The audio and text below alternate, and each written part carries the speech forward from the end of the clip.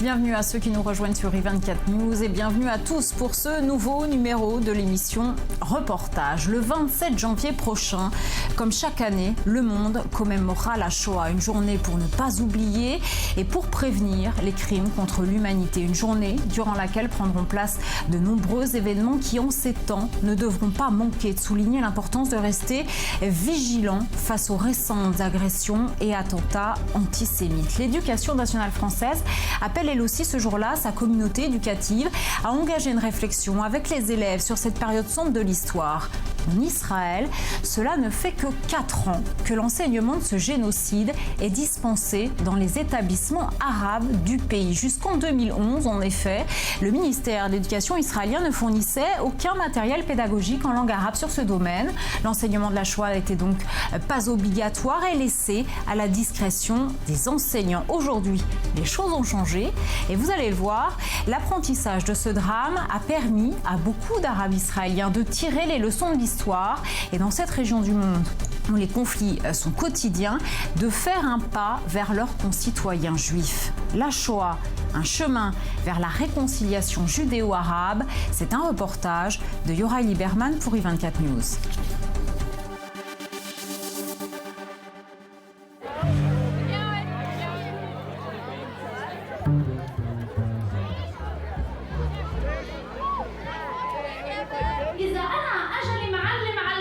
Si je venais en classe et que je discriminais les élèves, comment vous vous sentiriez?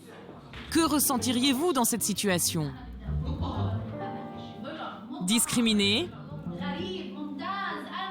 un étranger, excellent.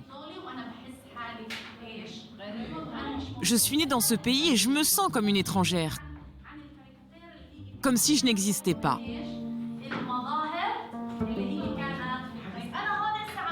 Parlons un peu de la montée au pouvoir d'Hitler. C'était en quelle année? 1933. Si on regarde les lois de Nuremberg, quels sont les éléments qui nous indiquent de la discrimination?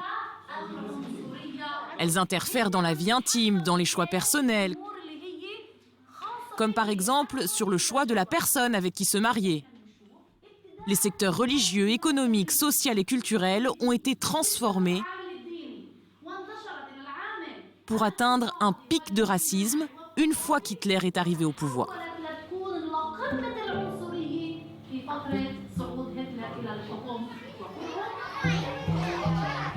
Contrairement à leurs parents et à leurs grands-parents, l'actuelle et les futures générations de jeunes Arabes israéliens connaîtront la Shoah. Car depuis 2011, la Shoah est devenue un enseignement obligatoire et depuis 2014, elle est aussi un thème présent au baccalauréat. Yam Tanouz est une Arabe israélienne de Haïfa. Elle est responsable des conseillers d'éducation auprès du ministère israélien. Pour elle, enseigner la Shoah dépasse la simple leçon d'histoire. Il est impossible de vivre avec un peuple que l'on ne connaît pas, n'est-ce pas? On ne peut pas continuer à vivre avec ce peuple sans le comprendre. Sans confiance entre les deux peuples, la normalisation des relations entre Arabes et Juifs dans ce pays ne pourra jamais avoir lieu. Depuis ma naissance, j'entends parler de la Shoah, mais parce que nous en avons juste entendu parler et qu'on ne l'a pas vraiment compris, ça a créé une forme de résistance. Il y avait des rumeurs que ça n'était jamais arrivé, que c'était impossible, que c'était un bluff pour avoir une raison de venir en Israël. Il y avait tellement de rumeurs comme celle-là.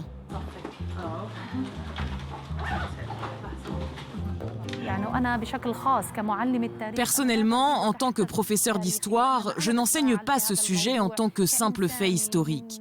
Mais je suis moi-même très touchée et j'ai beaucoup de compassion pour un peuple qui a tant souffert. Une mère avec 2 enfants qui doit choisir un des 2 car elle ne peut en garder qu'un seul. Quel est le sentiment que n'importe quelle personne qui a des émotions, un cœur, qui éprouve des sentiments pour les autres, peut ressentir? Quelles sont les émotions que l'on peut ressentir? De la douleur. Nous nous servons d'événements réels et d'histoires personnelles. Et à travers ces histoires personnelles et le point de vue de ces personnes, nous donnons aux enfants des exemples de choses qui peuvent les toucher. Plus vous êtes proche des événements et plus vous avez de l'empathie pour les autres. Comment ont-ils décrit les Juifs ici? Il y a un mot très important. Ils étaient détestés et discriminés. Ils n'étaient même pas considérés comme un groupe ethnique, mais comme un type de race à part. Excellent. En tant qu'Arabes, nous faisons aussi partie de l'ethnie sémite, car les Juifs et les Arabes font tous deux partie du groupe ethnique des Sémites. Si nous avions vécu en Allemagne à ce moment-là, ce qui est arrivé aux Juifs aurait aussi pu nous arriver. J'ai beaucoup de solidarité pour les Juifs à cause de la tragédie qu'ils ont vécue.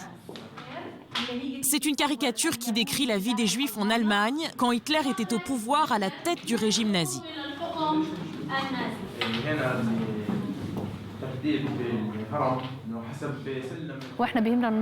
Ce qui est important pour nous, c'est d'éduquer nos élèves en utilisant ces messages dans un contexte social.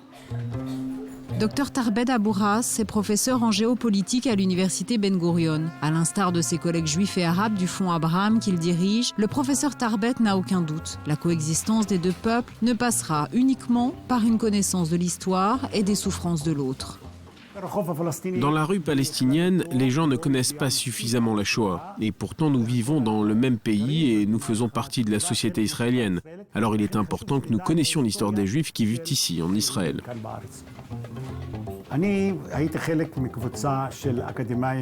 J'ai été l'un des professeurs qui a organisé ce voyage. Nous pensions qu'il était important que les Juifs, les Arabes, les musulmans et les chrétiens partent ensemble vivre cette expérience pour ressentir la douleur des Juifs à Auschwitz. Je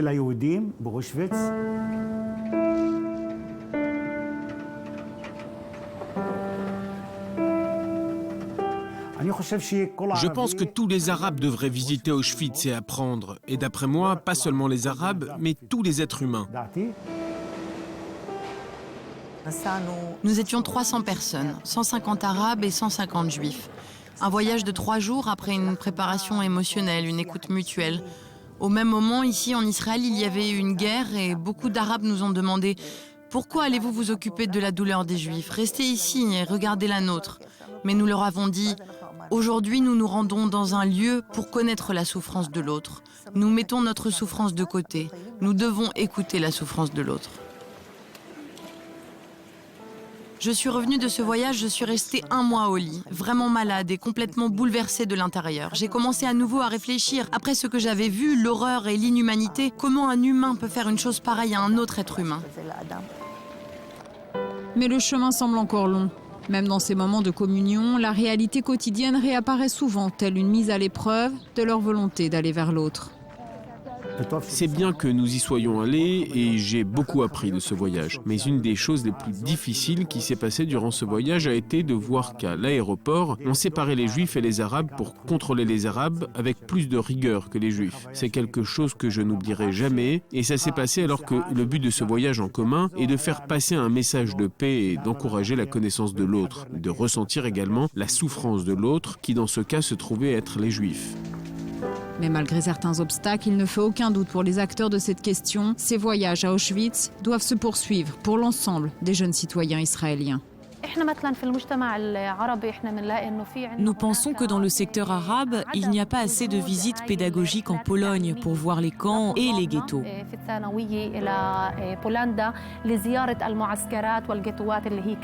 Alors que c'est très fréquent dans le secteur juif. Reste à s'accorder sur l'objectif de ces voyages. Le professeur Tarbet Abouras s'en appelle au ministère de l'Éducation. Pour lui, une attention toute particulière devrait être portée afin que ne soient pas perverties les leçons à tirer de cette période sombre de l'histoire. Dans les délégations qui partent aujourd'hui et qui sont organisées par le ministère de l'Éducation et le ministère de la Culture, je pense que les jeunes Israéliens reviennent plus nationalistes. Et ce n'est pas le but. Je pense que le but de ces voyages est que les gens reviennent plus humanistes pour mieux comprendre ce qui est arrivé aux Juifs et empêcher ce genre de choses de se reproduire. C'est important que les gens reviennent avec des messages de tolérance et non pas des tendances nationalistes comme c'est le cas avec les délégations israéliennes aujourd'hui. Pour les Arabes israéliens qui n'ont pas eu l'occasion de se rendre en Pologne ou d'apprendre la Shoah à l'école, L'avocate Khaled Kassab Mahmid a décidé il y a quelques années d'ouvrir à Nazareth le premier institut arabe pour la recherche et l'éducation de la Shoah. Une vocation qui trouve racine dans son enfance. Mon père a été expulsé de sa maison. La maison de son père a été détruite. Il vit aujourd'hui à el-Fahem. Quand j'avais 5-6 ans, j'avais l'habitude d'entendre mon père dire « Nous autres les Palestiniens, nous ne sommes pas les nazis. Alors pourquoi ils nous font ça ? On n'est pas les nazis. Je ne suis pas Hitler, alors pourquoi les Juifs me font-ils ça ?» C'est la phrase que j'entendais. Quand j'étais à l'université hébraïque, j'ai dû préparer un mémoire dans le cadre d'un séminaire. Alors j'ai proposé de le faire sur la Shoah qu'ont subi les Juifs en Europe.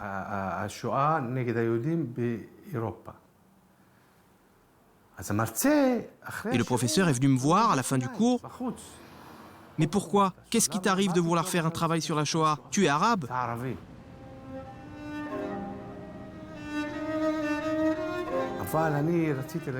Mais je voulais connaître la vérité, comprendre le problème entre les Juifs et nous, pour comprendre l'autre.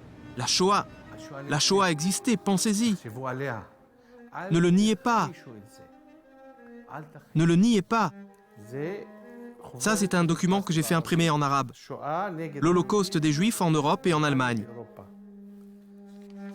Je vais souvent au poste de contrôle de Cisjordanie et je le distribue aux Palestiniens là-bas.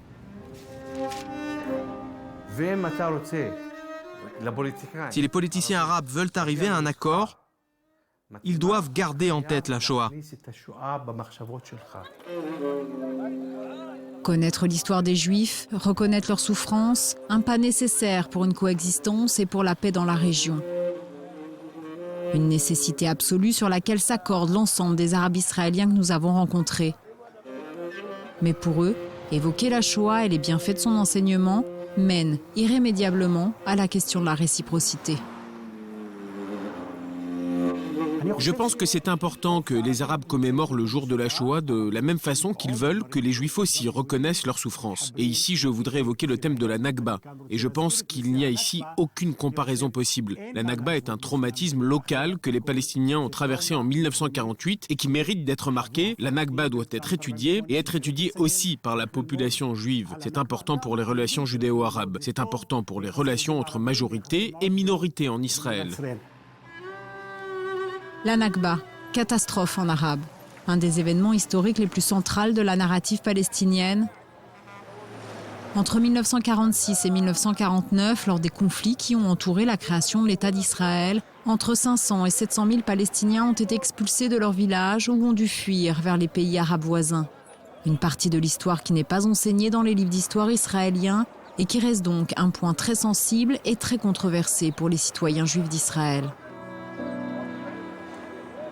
J'ai compris le besoin des Juifs à avoir un État. J'ai aussi conscience de ce qui m'est arrivé ici, en tant qu'Arabe. C'est vrai, il y a eu la Shoah. Mais moi aussi, j'ai eu mal. Ils m'ont pris mon pays, ils m'ont pris ma nation. Des Juifs ont tué des Arabes. Mais tu dois arriver au point... Ça suffit de penser à soi-même. Assez avec « tu m'as pris », assez. Je crois que j'ai pardonné. En revenant d'Auschwitz, j'ai pardonné.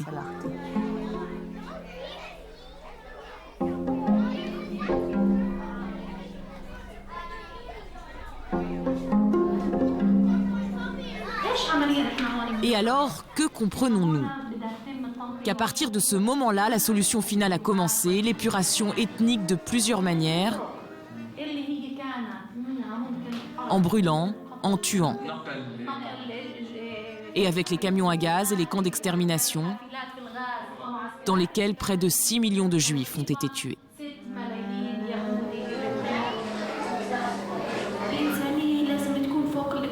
L'humanité doit passer au-dessus des questions économiques, politiques, au-dessus de tout. Aussi, pour ce qui est de nos problèmes, nous ne devrions pas mettre de côté notre humanité. Au contraire, nous devrions la laisser pour guider, pour trouver ensemble des solutions à tous nos problèmes, pour voir l'autre comme partie intégrante de nous-mêmes.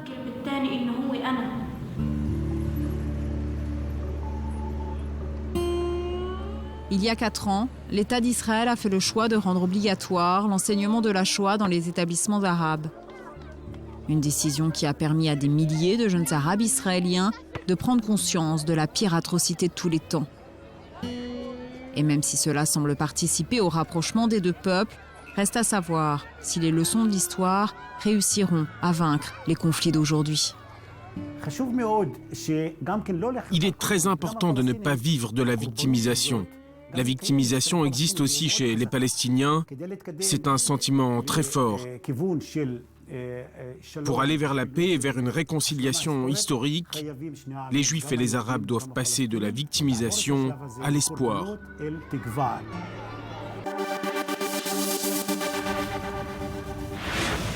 Et pour aller plus loin, je vous donne rendez-vous dans quelques minutes seulement pour la deuxième partie de reportage. En plateau avec nous pour discuter de ce film, le réalisateur Yoraï Liberman et le journaliste palestinien-américain Mohamed El-Kassem. Nous découvrirons également le projet Aladdin qui depuis des années œuvre pour l'enseignement de la Shoah dans le monde arabo-musulman. Restez avec nous, reportage la suite pour aller plus loin. C'est dans quelques instants. Tout de suite, un nouveau point sur l'actualité.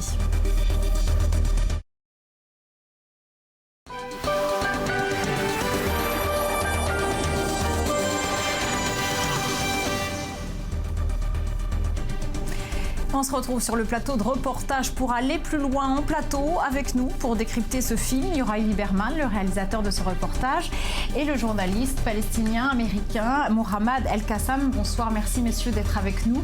Mais je vous propose tout de suite de revoir les temps forts de ce sujet et on en parle ensuite. Regardez. Parlons un peu de la montée au pouvoir d'Hitler. C'était en quelle année ? 1933. Il est impossible de vivre avec un peuple que l'on ne connaît pas, n'est-ce pas ? On ne peut pas continuer à vivre avec ce peuple sans le comprendre. Sans confiance entre les deux peuples, la normalisation des relations entre Arabes et Juifs dans ce pays ne pourra jamais avoir lieu. Personnellement, en tant que professeur d'histoire, je n'enseigne pas ce sujet en tant que simple fait historique. Mais je suis moi-même très touchée et j'ai beaucoup de compassion pour un peuple qui a tant souffert.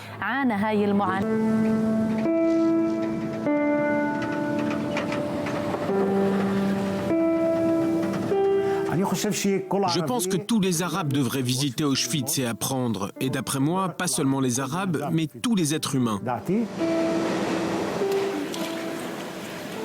Je suis revenue de ce voyage, je suis restée 1 mois au lit, vraiment malade et complètement bouleversée de l'intérieur. J'ai commencé à nouveau à réfléchir, après ce que j'avais vu, l'horreur et l'inhumanité, comment un humain peut faire une chose pareille à un autre être humain.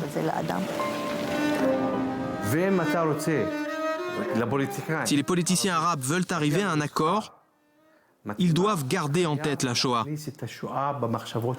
Je pense que c'est important que les Arabes commémorent le jour de la Shoah de la même façon qu'ils veulent que les Juifs aussi reconnaissent leur souffrance. Et ici, je voudrais évoquer le thème de la Nakba. Et je pense qu'il n'y a ici aucune comparaison possible. La Nakba est un traumatisme local que les Palestiniens ont traversé en 1948 et qui mérite d'être marqué. La Nakba doit être étudiée et être étudiée aussi par la population juive. C'est important pour les relations judéo-arabes. C'est important pour les relations entre majorités et minorités en Israël. J'ai compris le besoin des Juifs à avoir un État. J'ai aussi conscience de ce qui m'est arrivé ici, en tant qu'Arabe. C'est vrai, il y a eu la Shoah, mais moi aussi j'ai eu mal. Ils m'ont pris mon pays, ils m'ont pris ma nation. Des Juifs ont tué des Arabes. Mais tu dois arriver au point...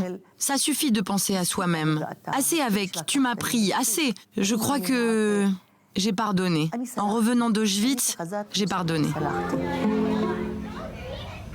Yoraï Liberman, pourquoi jusqu'en 2011, comme on l'entend dans votre film, la Shoah n'était pas enseignée dans les établissements arabes d'Israël ?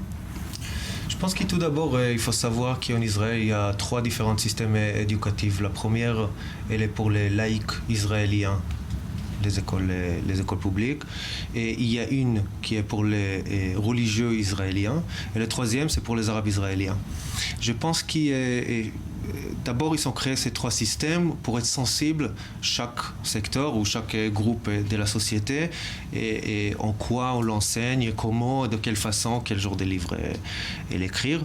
Et je pense que dans le secteur arabe, cette sensibilité pour la Shoah, elle a fait éviter les systèmes d'éducation, de forcer les gens de l'apprendre. Et je pense que c'est pour ça, une fois c'était obligatoire, ça crée un débat là-dessus. Alors on entend chacun de vos personnages que vous avez interviewés dans ce film font le lien entre la Shoah et la Nakba. Alors c'est important de le préciser, ce n'est pas un lien en termes de comparaison d'événements historiques. Absolument. Et moi, j'ai senti ça pas seulement chez les gens qui m'ont parlé face à la caméra, mais c'est plutôt un sentiment général que j'ai eu en parlant de la Shoah parmi les Arabes israéliens. Et la comparaison, elle n'existe pas vraiment comme une comparaison des événements historiques et comme une souffrance non plus. Mais je pense que la comparaison elle vient pour, une fois les Arabes israéliens sentent et apprendre la Shoah, comprendre les Juifs, leurs souffrances, etc. Et ils veulent aussi d'être comprises. Ils veulent aussi que les Israéliens, les Juifs, apprennent leur histoire et la façon qu'eux, ils voient leur histoire. Et c'est lié bien évidemment à la Nakba. Mohamed Al-Qassem, vous êtes né de parents palestiniens, vous êtes né au Koweït et puis vous avez grandi aux États-Unis. À quel moment, pour la première fois, vous avez entendu parler de la Shoah ? J'ai grandi au Koweït et j'y suis allé à l'école. Le système éducatif, il se calque sur celui des pays arabes. On a appris l'Holocauste dans le cadre du chapitre sur la Deuxième Guerre mondiale, comme une chose que les nazis ont fait aux Juifs. On n'en a pas vraiment parlé en profondeur. Ce n'était pas vraiment quelque chose pour moi jusqu'à ce que je déménage aux États-Unis avec ma famille. Quand nous y avons émigré au milieu des années 80, nous avons appris de plus en plus de choses sur l'Holocauste et ce qui était réellement arrivé aux Juifs, aux 6 millions de Juifs exterminés par l'Allemagne nazie. Pour les Arabes que je connais, l'Holocauste n'est pas une chose qu'on enseigne en profondeur. Ils disent que c'était un problème allemand, européen, un problème que les Européens ont fait aux Juifs, et que cette partie de l'histoire ne peut être enseignée qu'au sein du chapitre sur la Seconde Guerre mondiale. On voit dans le film, ce sont des Arabes israéliens qui ont été interviewés. Quelle est la situation plus générale en cisjournalier dans le monde arabe? Est-ce qu'il y a une meilleure connaissance, un meilleur niveau de connaissance de la Shoah? Les Palestiniens dans la bande de Gaza et partout dans le monde regardent cette question de la manière suivante. Nous n'avons pas réellement commis ce crime. C'est quelque chose que les Européens ont infligé aux Juifs, peu importe la manière dont ils l'admettent. Je n'ai jamais rencontré un Palestinien qui nie le fait que l'Holocauste ait eu lieu. Mais ils disent que si les Juifs et les Israéliens veulent que nous reconnaissions l'Holocauste et que nous le reconnaissions publiquement, alors il est aussi de leur responsabilité de reconnaître ce qui nous est arrivé aussi. Notre propre Holocauste, notre catastrophe à nous, la Nakba de 1948.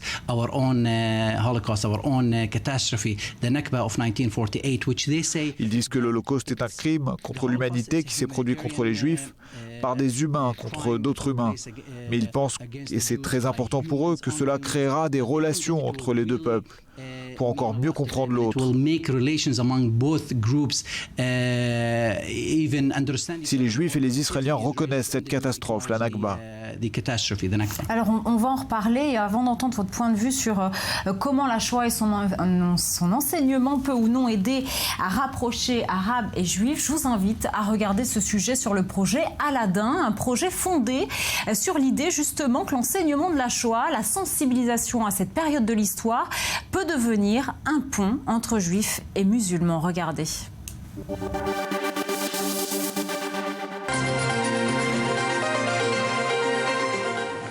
شب گذشته برای اولین بار فیلم شوا یا هولوکاست با زیرنویس فارسی در مقر یونسکو در شهر پاریس به نمایش درآمد. Il y a 4 ans, ce sont 8 millions de téléspectateurs turcs et iraniens qui ont pu visionner dans leur langue le film Shoah de Claude Lanzmann. 8 millions de téléspectateurs qui ont pu ainsi découvrir l'horreur de ce génocide qu'ils n'ont pas étudié à l'école et que leur gouvernement passe sous silence ou nie avec force. Cette réussite, On la doit au projet Aladdin. Tout a commencé en 2009.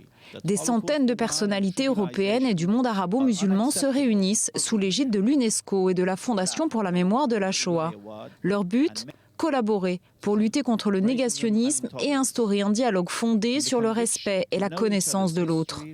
Le projet Aladdin naît, un appel à la conscience est signé. Transmettre la mémoire de la Shoah, donner à comprendre et à connaître, au-delà des mondes juifs et chrétiens, que derrière ce mot hermétique, derrière ces chiffres opaques, il y a des millions d'Anne ou Margot Franck qui s'est levée le matin, se coiffaient, rêvaient à l'amour. Pour moi, le projet Aladdin contribuera à un rapprochement culturel entre les Juifs et les musulmans, surtout les jeunes générations, à travers les technologies et l'informatique. Ce laissera espérer un futur de paix et plus d'ouverture entre les deux cultures. L'objectif du projet Aladdin est clair. Construire un pont de la connaissance entre juifs et arabes autour de la vérité historique. De nombreux projets culturels et éducatifs prennent place. Le journal d'Anne Frank sera traduit en arabe et en persan. C'est également dans ces deux langues que l'ouvrage de référence « Si c'est un homme » de Primo Levi sera diffusé. Des ouvrages sur la Shoah seront présentés au Salon du Livre de Beyrouth, d'Abu Dhabi, de Bagdad et même de Téhéran.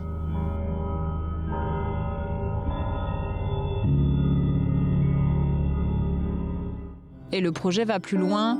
En 2011, une délégation composée d'éminents politiciens, universitaires et intellectuels se rend à Auschwitz. Ensemble, ils formulent un appel universel à la paix, parmi eux, le grand moufti de Bosnie. Je suis ici parce que je voulais voir de mes propres yeux. Comme le dit un proverbe arabe. Ce que tu entends n'est pas la même chose que ce que tu vois.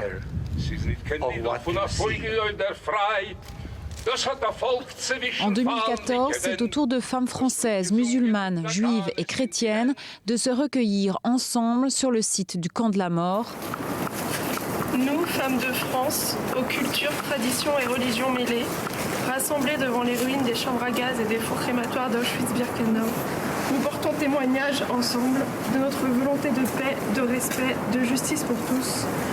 Aujourd'hui et demain, en France et dans le monde, nous sommes là pour y contribuer. Un voyage bouleversant qu'elles n'oublieront pas. Voilà, moi, l'effet que j'ai eu aujourd'hui est assez impressionnant parce que je ne m'attendais pas vraiment à que ce soit assez puissant en émotion et puis de le partager avec des gens qui ne sont pas forcément de mon origine musulmane, c'est encore plus fort parce que c'est une manière aussi voilà, de partager une émotion assez forte qui ne font pas partie de mes ancêtres, mais pour lequel je partage parce que ça fait partie voilà, de l'humanité et puis l'être humain voilà, doit savoir se souder dans des moments assez forts comme ça. Le projet Aladdin compte aujourd'hui des soutiens dans le monde entier. Beaucoup d'entre eux organisent des projets culturels ou éducatifs dans leur pays. Mais restent encore des gouvernements qui ne voient pas d'un bon œil le projet Aladdin. Certainement un signe de l'impact que ces actions ont sur les populations. Le projet Aladdin est un effort significatif du sionisme international pour manipuler l'esprit des musulmans et changer leur point de vue sur le régime sioniste, de l'hostilité à la sympathie. Mohamed El-Kassem, est-ce que vous pensez effectivement que la Shoah peut être un chemin vers une réconciliation entre juifs et musulmans? Absolument. Je pense que la première étape en vue d'une réconciliation, c'est la reconnaissance des douleurs et des souffrances de l'autre. Et il n'existe pas une seule personne qui peut renier ou douter du fait que l'Holocauste se soit produit. C'est un fait historique. De l'autre côté, les Palestiniens ont aussi connu la Nakba qui leur est arrivée. Et il s'agit aussi d'un fait historique. Alors les deux peuples peuvent faire un pas chacun dans la direction de l'autre pour diminuer la distance qui les sépare. On peut utiliser l'Holocauste comme un pont qui rapprocherait les deux peuples, les rendrait plus proches. Ce sont des événements humains. Ils n'ont rien de politique ou de militaire et ils ne devraient pas être utilisés de cette façon. Ils devraient être utilisés pour ce qu'ils sont. La souffrance d'êtres humains, de la douleur infligée par d'autres humains, et les deux peuples pourraient apprendre ensemble de ça. Que les Palestiniens reconnaissent que l'Holocauste a eu lieu et que les Juifs reconnaissent le fait que la Nakba a eu lieu. Cela pourrait les rapprocher l'un de l'autre. Yoraï Liberman, est-ce que la société israélienne est prête à apprendre la Nakba? Je pense pas. Je pense qu'il est encore, on n'est pas encore là. Je pense qu'il le fait, l'idée de la Nakba, pour une grande majorité des Israéliens, c'est une preuve que les Arabes ou les Palestiniens de cette région n'acceptent pas ni, comme a été dit dans le film, ni l'État d'Israël, ni la présence juive. Et il faut aussi marquer ou savoir que c'est exactement pour les mêmes raisons que les Palestiniens, c'était assez difficile pour les Palestiniens d'accepter l'éducation de la Shoah dans leurs écoles, parce qu'en fait, ça touche le même point. La reconnaissance d'un vers l'autre, sans souffrance, et sans que ça menace la bien-être de l'autre. Et la présence de ces deux peuples sur cette terre. Merci beaucoup Yoraï Liberman pour ce film très fort. Merci Mohamed El-Kassem d'avoir été avec nous en plateau. Merci à vous de nous avoir suivis. Vous pouvez retrouver ce reportage sur notre site internet www.i24news.tv. Je vous invite également à laisser vos commentaires, vos réactions sur notre page Facebook et sur Twitter, hashtag i24news reportage. On se retrouve la semaine prochaine à la même heure, lundi 21h10, pour un nouveau reportage. Restez avec nous dans un instant, un nouveau point sur l'actualité avec votre édition du soir.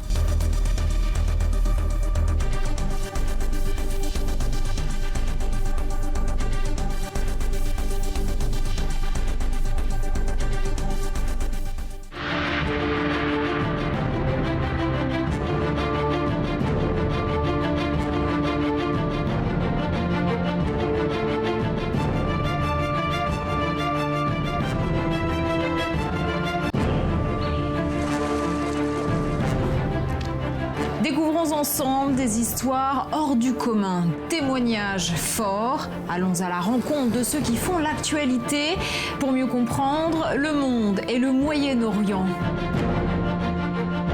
Retrouvons-nous chaque lundi soir pour l'émission Reportage et c'est sur i24 News. Reportage avec Sarah Gaudron, c'est tous les lundis à 21h10 sur i24 News.